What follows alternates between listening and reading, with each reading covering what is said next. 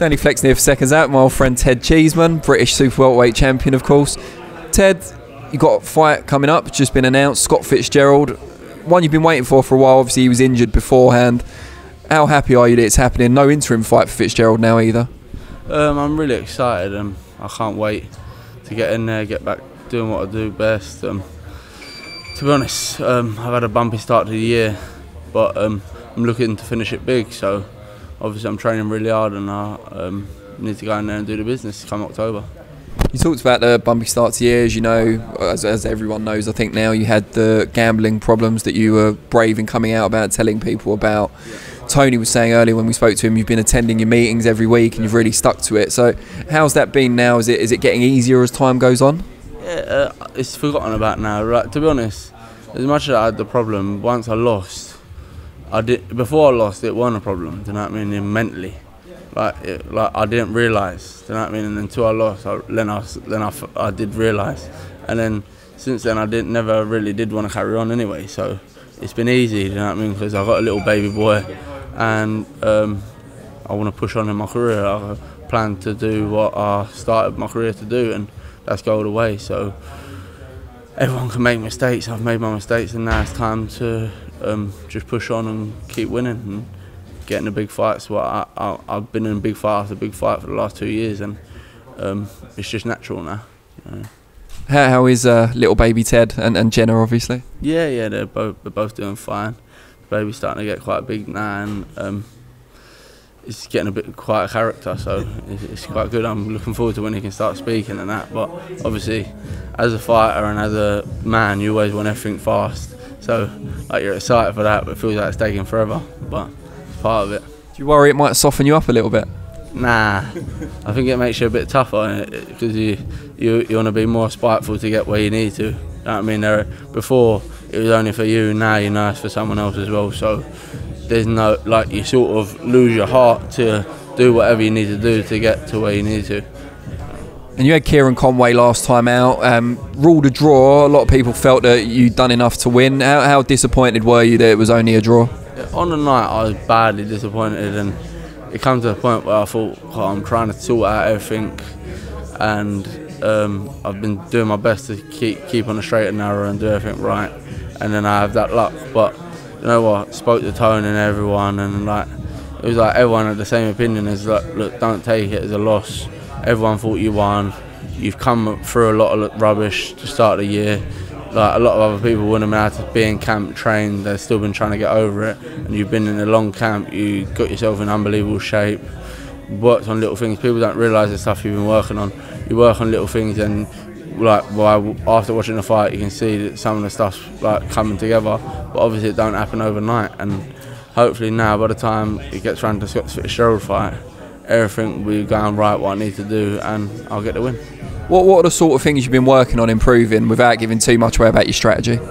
Obviously, my style is a pressure style. When everyone says you get hit too much, and when I box Byfield, you get hit on the gloves on the way in and stuff, and everyone said it's a great performance, and I done very well. Then when I boxed Garcia, my head was gone, and I was letting myself get hit on purpose. Yeah. When I boxed Conway, I weren't letting myself get hit. I was getting hit sometimes on the way in on the gloves, and maybe the odd one through the gloves.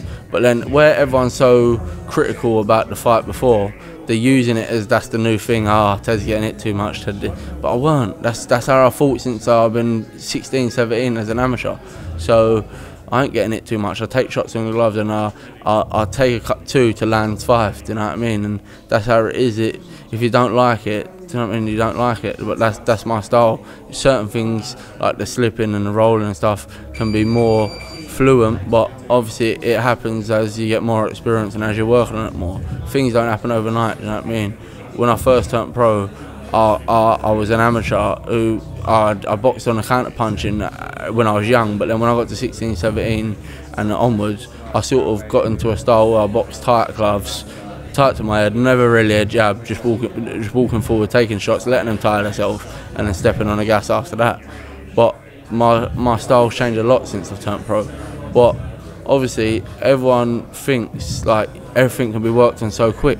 I never come back and had 2 fights against 4 rounders or 6 rounders against a journeyman who can't throw shots and worked on the stuff. I went in with another fighter who just had 1 loss in a 3-round fight where you can't really take much from, and done what I've done, do you know what I mean? And everyone knows deep down, and he even told me after the fight, you've won before the decision, you know what I mean? Like, so there's not much I can take from the fight other than that I've worked on stuff, I've got through my problems, and I've pushed on. And now, before the fight, I was a bit, not unconfident, but I was a bit anxious about a lot of stuff. But before all my other fights, I was very highly confident, don't care. But now I'm back to my old self, I'm back not worrying.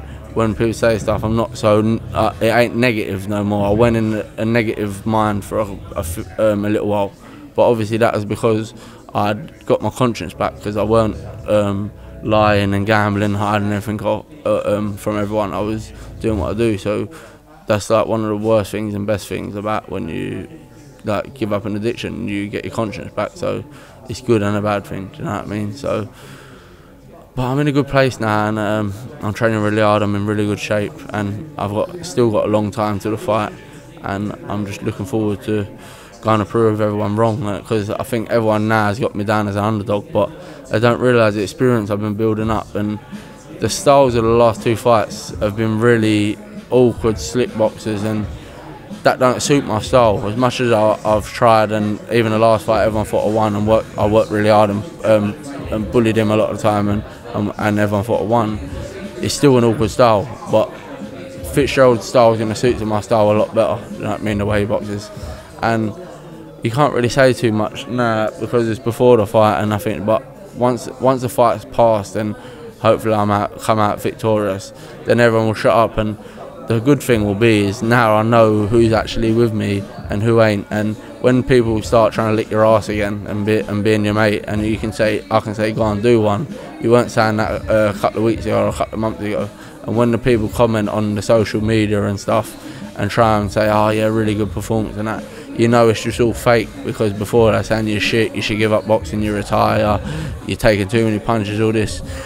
But if you let all that get to you, you'd never box. But that's why you got to use it as extra push to work harder, to prove everyone wrong, so then you can say up yours once you do prove them wrong. So is that motivation for you then? Yeah, that's a lot of motivation, because obviously after I boxed Byfield, I was like probably one of the best, well, one of the top prospects in Britain, and everyone was well behind me. I think I stepped up a level up to European, and I didn't need to. We was confident we was going to win. I didn't need to step up that quick. I could have had another easy British title defence, but I could have boxed the way I boxed against Garcia against another fighter, like a domestic fighter, and smashed him maybe. Do you know what I mean? But I would have got the credit for it. Do you know what I mean? But when I boxed the European champion, number 2 in the world, and got beat fair and square, I got beat. I got no credit for it. Not well, he took the chance, he took the risk. It was just, oh, he's shit, he's not good enough, he's this. But that ain't how it should be. Do you know what I mean? I could go and box 40 journeymen and be 40-0, but what do you prove from that? Nothing. You got to test your thing. But fans don't give respect for that. Do you know what I mean?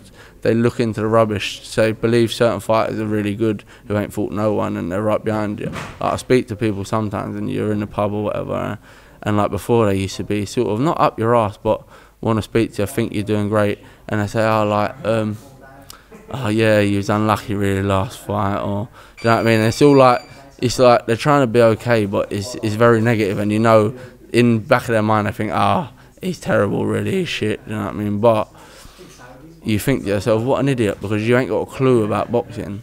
You're just looking at and listening to all critics and listening to pundits, and you believe it, because obviously pundits and critics can brainwash people.